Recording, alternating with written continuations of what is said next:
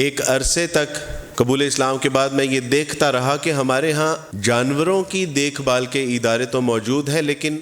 نو مسلمین کی تعلیم و تربیت کا کوئی ایک بھی ایسا ادارہ نہیں ہے کہ جہاں ان کی تعلیم و تربیت، ان کے معاشی، معاشرتی اور سماجی مسائل کو دیکھا جا سکتا ہو۔ اللہ سبحانہ و تعالیٰ نے اساتذہ کرام، علماء کرام، مشائخ اور دیگر احباب کی توجہ سے ایک ادارہ قائم کرنے کی توفیق عطا فرمائی، جس کا نام حقوق الناس ویلفیئر فاؤنڈیشن ہے۔ ہم اس کا نام رکھنا چاہتے تھے نیو مسلم سینٹر،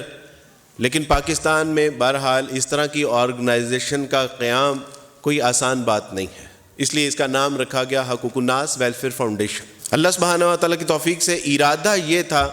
کہ اس آرگنائزیشن کے ذریعے اگر ایک شخص بھی دائرہ اسلام میں داخل ہو جائے تو اس ادارے کا مقصد قیام پورا ہو جائے گا۔ لیکن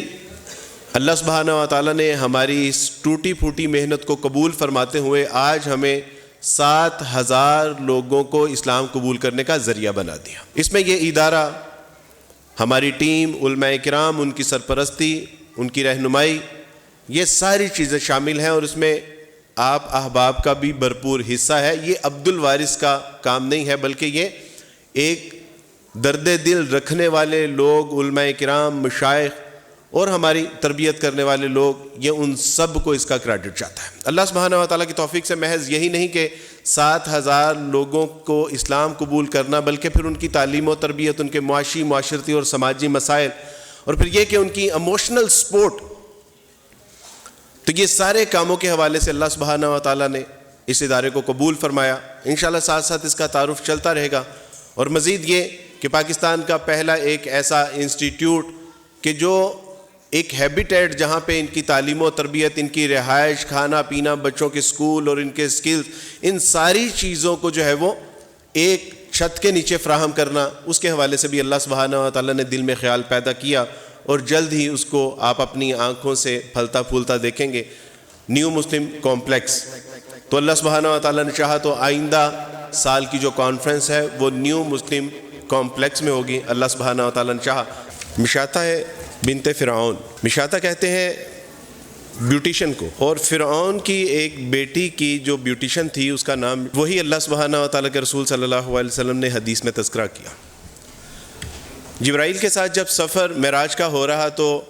رسول اللہ نے پوچھا کہ جبرائیل یہاں سے خوشبو آ رہی ہے، تو کہا کہ یہ مشاطہ بنت فرعون کی قبر ہے، تو کہا یہ مشاطہ کو، تو کہا کہ اللہ کے رسول ہم آپ کو پورا واقعہ بتاتے ہیں۔ مشاطہ جب فرعون کی بیٹی کی کنگھی سے بال سنوار رہی تھی تو اس کے ہاتھ سے کنگھی گرتی ہے، اور وہ کنگھی کو اٹھاتے ہوئے کہتی ہے کہ بسم اللہ۔ تو فرعون کی بیٹی نے پوچھا کہ یہ اللہ کون ہے جس کے نام سے تو یہ کنگھی اٹھا رہی ہے، کیونکہ میں تو کسی اللہ کو نہیں جانتی، کیا تو میرے باپ کو الہ نہیں مانتی؟ تو اس نے کہا کہ الہ تو واحدہ و یکتا ہے، اکیلا ہے، تنہا ہے، جو تیرا میرا ہم سب کا خالق مالک رازق ہے۔ اس نے اپنے باپ کو بتایا، اور باپ نے جب پوچھا کہ کیا تم مجھے خدا نہیں مانتی؟ تو اس نے کہا کہ نہیں، میں تو اللہ کو الہ مانتی ہوں، وہی رب العالمین ہے، وہی خالق کائنات، مالک کائنات۔ تو اس نے کہا کہ دیکھ مشاطہ، تیرے اس عمل کے سبب سے میری الوہیت میں، ربوبیت میں بہت